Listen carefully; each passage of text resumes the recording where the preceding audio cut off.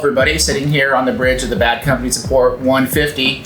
I'm here with Captain Kevin Bohannon, Captain Steve Lasley, and the man himself, Anthony Shea. I'm Rod Halperin, and we're here for to let the world know about something exciting that's happening. You know, the Bad Company fleet is always growing, expanding, and changing, but something on the horizon is much larger than that. Anthony, you want to let them know?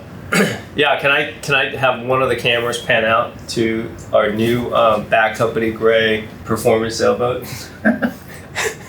That's what we're announcing. We're want to go green, shifting gears, and it took us a little while to find something that would actually cruise at 8.5 knots and match the troll speed.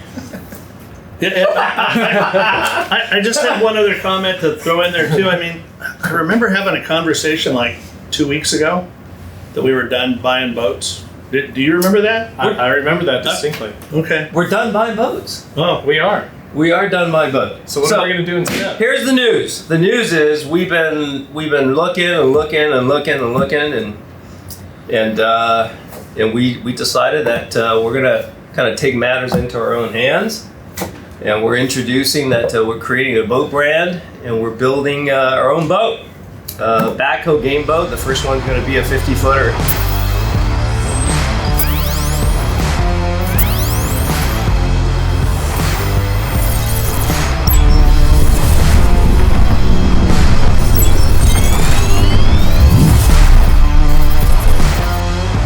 And we put together a great team along with a great builder, and we're going to make it happen. She's going to hopefully be done in about 16 months. Well, that's super exciting, Anthony. And, you know, there's been Bad Company editions and boats you've bought and put back together, taken apart. I know you've got great guys like Steve to help do stuff like that, and Kevin and a list of guys over the years. But this one, from the ground up, from drawings to everything, is straight up Bad Company. Yeah, so obviously the 43 release is going to be a sweetheart for us. The L&H was carried, obviously it's on this boat right now, did great for us in Brazil. The release is going to carry us through the next 2 seasons. So year 1 L&H, year 2 and 3 on the release. But as we kind of started to think about, okay, the capabilities of the deck is 50 feet. So, what do we really want to do with it? So we wanted to come up with something, and after exploring all the options, we decided that that's best for us to design our own. So every square inch is what these guys want and what I want, what OB wants, and we're really excited about it. But you two can kind of chime in on how this all came about. Yeah, we looked at everything available, used, new builders, talked to a bunch of design people, and we'd kind of given up on it, huh? And then talked to a good friend Brooks over there, Smith, and he said, offered up some help and put us together with a few people and some of the people we already knew, great design teams and naval architects and stuff, and we just started putting all of our thoughts down on exactly what these boats have to have and what our needs are. And 30 days ago, we were here. We were sitting right here. Yep. Did a couple whirlwind trips to North Carolina and a lot of phone calls, and got the first renderings done. So, as we looked around the marketplace, there's a lot of great, amazing boat builders. But the market has kind of moved up to the 70-foot range or bigger, and that just doesn't fit with our program. We have plenty of space and luxuries on our mothership that we're building right now. Hopefully it'll be done. So the other way is to buy a 20-year-old boat, which you can't even find a GNS these days to buy and to gut. But at the end of the day, it's still a 20-year-old boat. With weight limitations. With limitations, yeah. And we just thought with contemporary technology and the new lightweight materials and composites and carbon fiber, to design something completely from the ground up, to have the exact covering boards, the right height, the right bridge, the right angles, the right weights, the right running angles, which is really important to me, that a game boat has to have the right running angles. So with Brooks's help, he connected us with a wonderful up-and-coming builder, Aaron and Jordon at Croswait Composites. They're going to be the builders on the BADCO 50 Gameboat, and we're just very excited. So just to kind of lay it out, this is going to be a 50 foot, just under 50 foot, 49 foot 10 or something like that. Gameboat, fiberglass, sport fisher that is going to, or not really fiberglass, right, composite, but big enough and robust enough to do all the offshore fishing around the world, but be able to be lifted aboard the 175. That's the thing. As far as I know, I don't think a mothership has ever carried a 50 footer around, and we can deploy it anywhere in the world that we decide to go. She's going to come in at 34,000 pounds dry. You going to describe how we're going to construct her? Well, we're working through all that right now with the naval architects. They're coming up with all the lamination schedules and materials that need to be used to hit that target weight. Kevin and I are going to probably mock the thing up in our driveway like I used to do with Viking years ago for all the custom additions that we were doing. So we'll be burning through some door skins and cardboard and hot glue guns and finish nailers and just walking around it, touching it, feeling it, pretending we're sitting on it to make sure that everything works perfectly. It always looks one way on paper, and it never really comes out that way. Even with the 3D, all the good 3D CAD drawings and everything, it's always best to get a visual on it. And so we'll probably do that when we get home next week. So, for example, we're going to have a carbon fiber deck, carbon fiber house, hard top, and the hull will be composite. Infused. Mm-hmm. And the house, surprisingly, we laid it out today. The salon is actually pretty spacious. And the cockpit, we measured it today. The cockpit is actually 130 square feet. So we're only giving up, comparing to the 57 Spencer, we're only giving up 8 inches shorter and 6 inches narrower. Yeah, 48 square inches. Yeah, so it's we're pretty excited about it. Yeah. So purpose-built sport fisher from the keel up for this, lightweight, running around, really a day boat, cruise quarters and stuff like that. Missing all the accoutrements that makes the boat heavy and fancy and stuff like that. But this boat's for one thing. It's for going out and fishing and catching marlin, and that's what it's going to do. Really getting back to the basics and simplicity.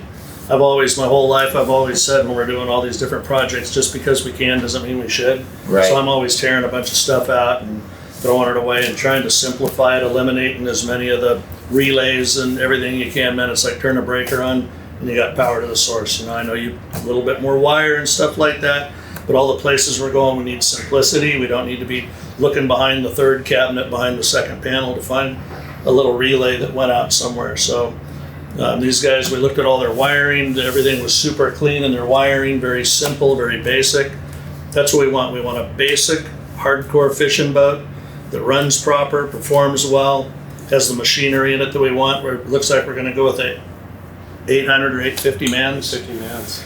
And Lights generator. Northern Lights generator. Then we'll have a spare generator on board the mothership, sitting on a pallet. We're designing soft patches above the generator and the gyro so that everything can fit out one hole. They're going to be cut soft patches. They're not going to be a soft seam soft patch. So I don't know. We're putting a lot of thought into it, and well, these boats. I mean, I'm looking at right now 2 Baylesses and a Willis. They're just absolutely gorgeous work of art.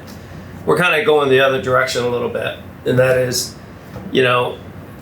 it's not going to have a Bentley interior. It's going to have a sort of a Porsche GT3 RS interior. Lacking a roll cage. It's made for performance and performance only. Yeah. The word that stands out to me is weapon. It's going to be a weapon. That's all it's going to do. It's going to be designed to hunt fish. There's no compromises. We have no closets. no closets. We have no drawers. No drawers. No TV. We are never going to win an award at a boat show. Nope. The inside is basically what you would find in a race car. And roll cages and a seat and a steering wheel. Yep. And it's going to get around the track very, very, very fast. Yeah. That's the way that... reliable, simple. Yeah, I think that's the biggest thing is, when you're in these spots that we're going to go to, you can't just pull back in the marina and call an electrician or a plumber. No. It has to work every A lot of single the day. inspiration from that came from the Spencer that we have now. It's a well-built, simple boat. Yeah, and it works, It works. and that's what we need. And you talk about performance, like what might you expect for cruising speed and that sort of stuff? Right now they're drawing it at 44 knots, so 850 horsepower only on Right. a 50 footer, because she only weighs 34,000 pounds. So fully loaded, she'll probably be at 38 to 39,000 pounds. Right, so like a 20-ton boat, which there's a lot of boats under 40 feet that weigh more than that, or at that for sure, with all that horsepower, modern hull design, all that sort of stuff. So it'll be stable, it'll be fast. I imagine it'll probably go backwards okay too, huh, Steve? We don't get that much line in the water usually, and Anthony, the new reels that we got and the way he turns the handle, it's, you want to go fast backwards, but you don't got to go, even on the bigger fish, we just don't get a whole lot of line in the water, and so I might kick myself one day, but it'll go plenty fast backwards. Yeah, it'll be- Ultra maneuverable with bow thrusters in it in the shift handles. We'll have the controls in the shift handles, and then talking about putting teaser reel controls in the shift handles also. So Ah. teaser reels can be actuated from the shifters, and We're going to be able to put 7-degree transmissions in, so Twin disc, so it could be towed, just in case we want to tow it. it gets the shaft angle right. That was the boys did a little homework there, and we want a twin disc, and we were super concerned about the running angle we were going to have, because the MANs, they can't have any down angle on the forward part of the motor because they'll airlock. So we were a little disappointed. We thought we have to go with a steeper shaft angle, and then they found the right gearbox, and that was a great moment. Right. it's really all come together That's exciting. surprisingly well. I guess the one thing on the profile that you're used to seeing on a lot of these marlin sport fishers is a tower, and this one won't have that, but you'll have great visibility from the bridge and setup for exactly what you're doing out here. Yeah. Yeah, I want to talk about the builder, which is Croswait, with Aaron and his brother Jordan. So they're a third generation boat builder, and the stories that he tells me about his dad and his grandfather is just it's amazing. There's a lot of it is just sort of our roots a little bit. I grew up on the sport boats, and I think these guys did too. I know Steve did, and his grandfather used to be a commercial crabber. And he didn't like the boats he was fishing on. He couldn't get the right boat, so he decided he's going to build his own boat. Hello? So, and that's what he did. And then people started to like his boat and wanted to buy his boat, and he started building them. And then he decided that, I'm going to get into a different market, and started to build charter boats. And then he used those as a charter boat for a season or two while he was building his next one. And as soon as that one was done, he'd market the other one. It was most of the time pre-sold. Each time that he did, he made a little slight modification to the hull, and got better running angles and running boats. And the boys are very proud to take some of those old school technologies that their grandfather put together and put them into this build. And when you first walk into the factory, one of the super cool deal is they've got a piece of wood about this big that the grandpa sketched out a boat on, and that was his line drawing for the boat on this old piece of plywood with a pencil, and they've got it framed and up on the wall. But They used to build a boat in 6 months by hand, wood plank. Wow. So build a wood plank boat in 6 months, and now their grandson is now going to build this 50-foot state-of-the-art composite with carbon fiber and other space-age materials 3 generations apart. And you told me that this is the first sport fisher type boat that these guys are building. From the ground up, yeah. They have a facility that does a lot of racing catamarans. Mm-hmm. So this is where they hone their skills on infused stuff. And so it's a first for us, and it's first for them, and should be a great partnership. And then you've got some high-end naval architects and stuff doing the drawings and all that sort of stuff, right? Yeah, you guys want to talk about that? Yeah, we got Chris from, was it DLBA? Blunt. Yeah. he's going to be designing the bottom and going over Aaron's plans and making every modification that we need to make it the best performing, absolute top-notch weapon that we need. It'll be pretty good looking too. It's Anthony's done a lot of design work in his head and collaborated with these guys. It's we do fight a little bit. It's going to be we do fight a little bit. It's going to be very, very sexy. We have on top of it. we make compromises. You know, if you look at it, you look at an F1 car. Mm. Wheels are the boundaries, and then the cockpit is one person, right?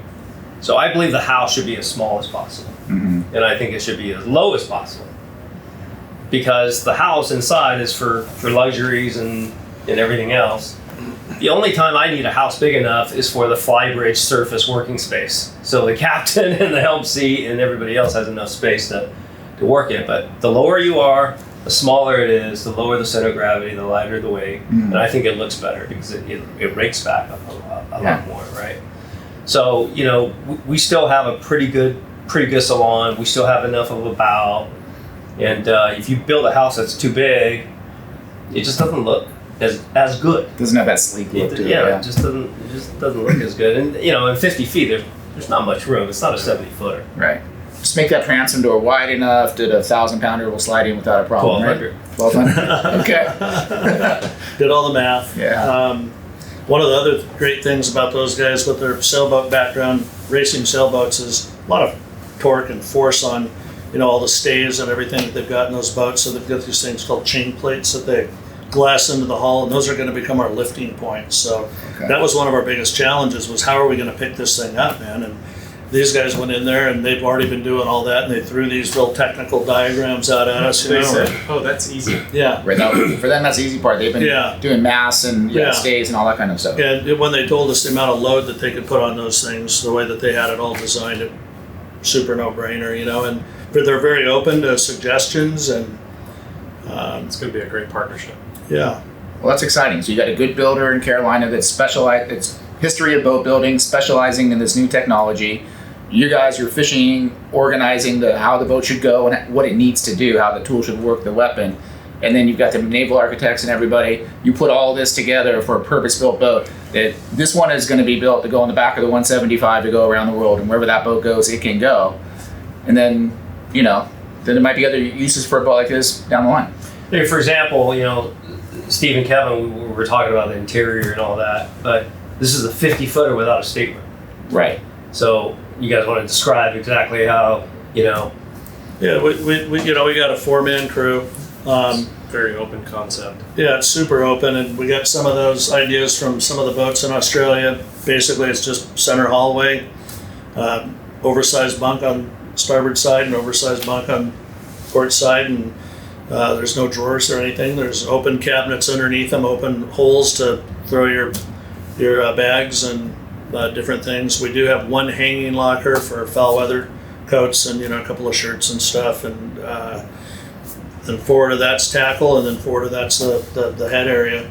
But lots of tackle storage. We're building everything to fit certain size totes, all of the storage spaces, so that when we are loading the boat on and off, if we have to, we can take all the extra gear off the boat. It's easy in this one size tote. So lot of design work in 30 days, along with doing everything else here. Well, anybody who's ever worked on a boat knows, like, they build this boat, it looks good and everything, and you go to work on something and you can't get to the pump, or you can't get to this or that. And people that use boats building the opposite. How am I going to fix this thing when it breaks? Because we all know it's going to break. It's a boat. Yeah, Kevin's working on some ideas for up on the flybridge for better access to, like, the control areas on the Spencer. We had one of the ship handles come apart, and there's no access to it whatsoever. So, you know, it's things that, you know, he's learned in his career, I've learned in my career, Anthony's learned in his. We're trying to put it all together from a fisherman captain standpoint. And we have the luxury because we don't have to satisfy a weekender. We don't have to satisfy, you know, going fishing and bringing guests. We do bring guests, right, like you, right? But we just need this boat when the on button is pushed, it needs to come on. When the key is turned, it needs to come on, because when you're out in the middle of nowhere and you have a 15-day trip, it just needs to work because there's nobody to call. Yeah. Reliability, dependability, simplicity. And then the big thing was we couldn't find a builder that had put 4 sonars in it, and so we're actually got. I'm not supposed to tell anyone about that. Oh, Yeah, it would have gone another 4 knots faster with all the 4 domes in there. How many transducers are we putting in? 6, 7? bait systems, sonars, Oh, you're gonna sonars. Tuna, but so you'll have tuna tubes and that sort of stuff. Oh yeah. But it's not like a bait tank boat. You're gonna have 100 gallons of bait or anything No, like that. not on this one.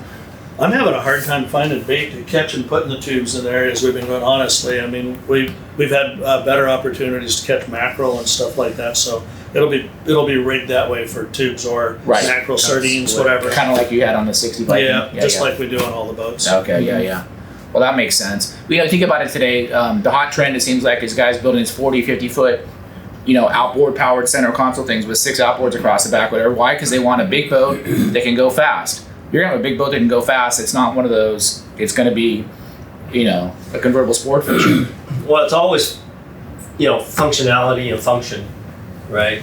And what we're doing doesn't match the mass market. Right. And it's very clear that what we do doesn't match the mass market. So we have the luxury of kind of stealing room. We don't need 2 heads on a 50 footer. We just need 1. So that's a lot of room. We don't need a big master. Right. That's more room, right? Yeah. So, we're still getting 130 square foot cockpit out of this thing. So our Spencer is 57. We took careful measurements today. We're only losing 8 inches in depth and 6 inches in beam. And this is a 50 footer. The beam is, I think, 15.4. And at the very back, it's still 13.6.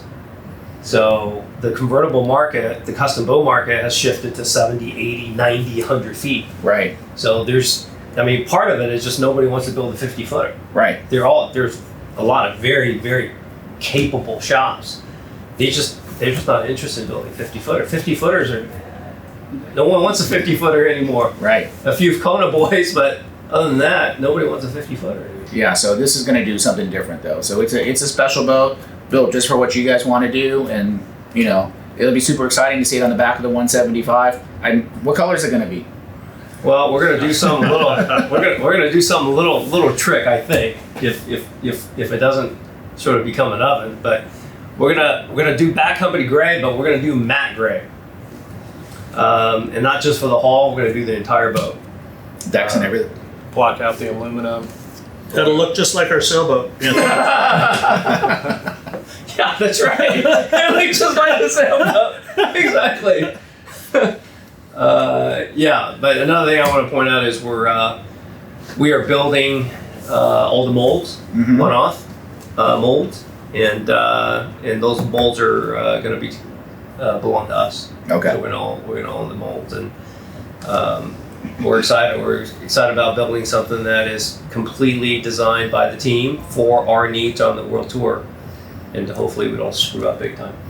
Well, it's super exciting. I mean, from the days of the Bad Company Edition Vikings to this is the, Mark IV, Mark V of that, from buying a boat like a Hatteras or a Bertram and tearing it apart, putting it back together like you've done a number of times, to making with the factory, and now just saying, listen, we're just going from the ground up. We're not going to try and modify an existing boat. We're going to do exactly what we want for what we want. Yeah, well, just with the time frame and everything, honestly, most of the really good builders are 3, 4, 5 years out, or they won't take an order at all, like Anthony was saying. And Sure. And then we started looking at the weights that we were limited to, and it just morphed. And Brooks put us with the right team at the right time, and we've done a lot in a month, man. I've been there twice. Kevin's been there once. Anthony's on the phone with him steady, and like Kevin said, Anthony he's got a real eye for the aesthetic of the boat and the way the boat needs to look, and did a lot of design work as far as that part of it goes with the boys, and I think it's a really good looking 50. Well, we have a 92 foot yacht fisher. We have a 75 foot yacht fisher. I love the looks of those boats, but you know, they're not game boats, No. right? They, and I don't want to be disrespectful because 92 is my all-time favorite boat, but you know, they kind of go towards the direction of a Winnebago a little bit, right? You know, but they're big and comfortable and quiet and long range. A game boat's got to be sexy. A game boat has got to be sleek. A game boat's got to be fast, and the game boat's got to be functional. And that's what we're trying to do. Yeah, it's super exciting. I can't wait. Just looking at the drawings, looking at things that are coming, talking to you guys, watching you measure some stuff out today. And you know, just from a fisherman, you look at the drawings and you see they got this big cockpit, you know, pretty good sized salon, and then a couple berths, and then a tackle room, like where the master stateroom in most boats sits. For a guy like me, that's pretty exciting to like. That tells you what this boat's all about. You got rid of the boss's bed and you put a bunch of tackle there. That says tons right there. We got 2 bunks. Right. 2 bunks and a toilet all the way forward. The rest of it is tackle room. Right. I mean, I'm sure that's going to be well thought out and organized and functional too, because you know that's critical. Everything's got a place and a place for everything. That's the ammunition for the weapon. You just got to put it on location. And this thing will, with being on a support yacht like it is, you know, you can go anywhere, and no one's going to be able to take a boat like that almost anywhere, and you know, and be able to fish it efficiently and effectively. As I think you guys learned in Brazil, the 33 footer just, you know, you were stretching that thing out a little bit probably. Yeah, a separate engineering fee is to actually lift a boat, a 50-foot boat, into the water and then pull it back up. Right. So that's going to take some engineering and some training and all of that. But can you imagine having that weapon anywhere in the world? But can you imagine having that weapon in waters where fish has never seen contemporary sport fishing before? Right. Or sonar's never. Or a sonar. Yeah, can you imagine the middle of the Indian Ocean, or Trinidad, which is 600 miles off of Brazil, or even Ascensions? I mean, can you? Right. I mean, we get pretty excited about that. Yeah, you know, and I was just kind of thinking about it. Even like I know in Costa Rica, there's a million beautiful sport fishers, but to have a 50-footer that's fast, that's nimble, and can do all that stuff, it could fish in places like that, you know, out of a marina or you know, Charter as well. boat, yeah. So it's got a lot of like uses, like single purpose for you guys, or no, primary purpose of traveling with it. But if you know somewhere down the line that's not the program, or you have different ideas, it'd be great sitting in the port we're sitting in right now as a day boat. You know, like you talked about the bank you want to fish tomorrow, 50 miles away. We'll be there in an hour, no worries. Right. You know, that's it's got a lot of like it's a Swiss Army knife a little bit for that, like a lot of good uses for it. So Yeah. pretty exciting. Yep, very exciting. And do you want to talk about the second one you might be talking about, or is that still top secret? Well, the second one, we're kind of thinking about it, talking about it. We have something in the works right now for the second one, but, you know, going back to the first one, the logistics is once it's done in 16 to 18 months, we're going to be in the middle of our tour. We'll probably be in the middle of the Indian Ocean. So that's, I don't know, 8,000 miles away. So how are we going to get this 50, the BADCO 50, into Indian Ocean, and how we get the release 43 back? So those are Bobby Lee. who's downstairs right now. So we're gonna have to figure out how to do the old switcheroo. We don't know how to do that yet. We'll address that problem, you know, when the time comes. Because there's all kinds of deck fabrication, the chocks and everything, and how you use the crane. There's a lot to that, I'm sure. Yeah, so obviously we'll get all that into a procedure before we leave and have all of that ready. But getting the 2 boats, one just, you know, wherever we are, I don't even know where we're going to be. So I imagine that the folks over at Damon, when you're finishing up this 175, you go, here's another thing. We're thinking about switching up the boats we're going to put on a little bit. What do you think? They've been super accommodating to us. Yeah.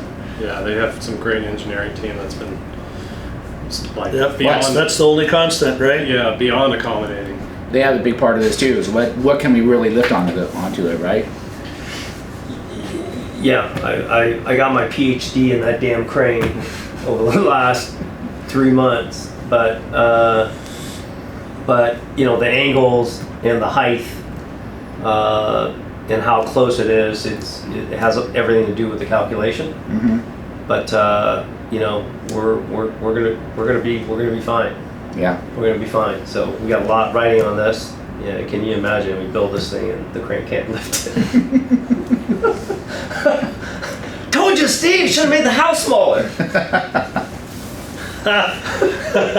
Well, we know we're not shrinking. That's been the only challenge so far. It's just been the size of the... Nobody said shrink the tackle room, so. No. Well, good. Well, that's all pretty exciting stuff. Anything else that we missed on this topic that we want to bring up, or? No, man.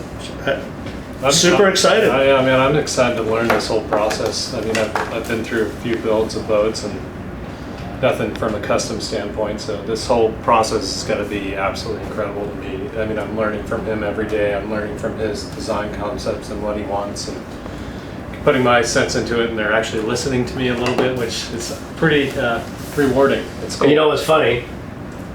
You gotta tell everybody about OB's kneecaps. I got to experience why he says that. He's been leadering for 30 years, and now he's got special requirements because after the 100 whatever fish we caught, you get bloody knees. Yeah, and they never stop, and so yeah, we just raised the cap rail up a little bit, shortened up the coaming, made it to where you can get locked in underneath, because fishing pretty heavy leader and getting them pretty quick, and a lot of pretty frisky ones. They're dragging them around the cockpit pretty good. And we're designing that specifically for him. Yeah. So you can't hire a taller leader guy after this. Like he's got to stick you around. need a shorter one. You need a little bitty guy. You need a little hobbit guy down there that was built real well, that get down underneath the covering board and hang on. Right. You know. But yeah, it'll have he can get a hold of it with his hand if he needs to. They never do, but mostly it's to get the height right for his knees so he can lock in underneath and lean back and It's impressive watching not him. get pulled over. He got pulled out of his flip-flops a couple times during this trip. Literally. He's wearing shoes now. He's wearing shoes now. He's wearing shoes. And knee pads. And knee pads. Yeah. Oh man. So some people that watch us think that we just bully the fish. We don't. We fight the fish.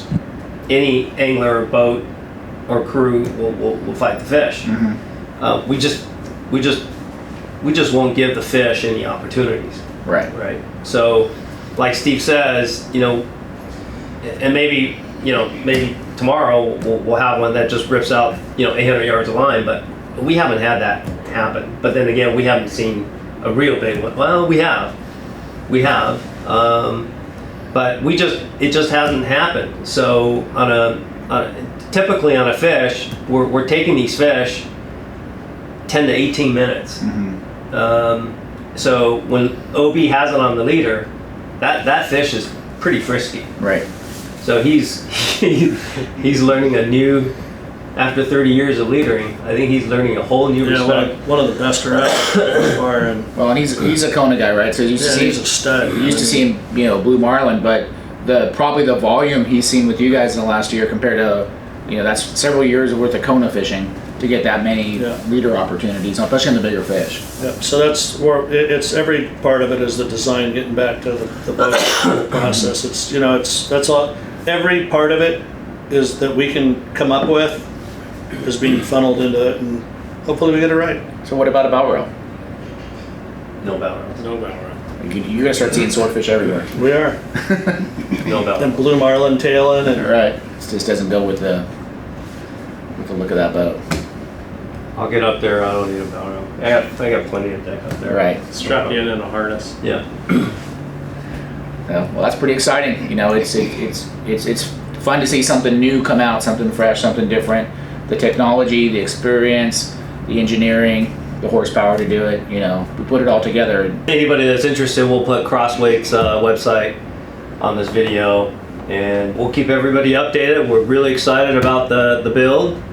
A lot of balls up in the air right now. The 92 still finishing up for our swordfish trip at the end of July. The 75 is just now going in for a facelift. We got the 43 release that just got painted. We got to pull that thing out of release next month in August and take it up to Bosch. The Blackfin is still a shell. So we have a lot of boat projects, and I did tell these guys I'm not going to buy another boat, but we're building another boat, so it doesn't count. I don't know if that counts. Right, it's a little different. Yeah. Well, All right. Well, great. Well, I wish you guys all luck with it. I can't wait to see this thing as it develops, and see this thing turn and burn like that is really going to be exciting. Yeah, Yep. right on. All right. All right. Thanks, Rod. Thank you. Thanks, everyone. Thanks, Rod. All right. Thanks, guys.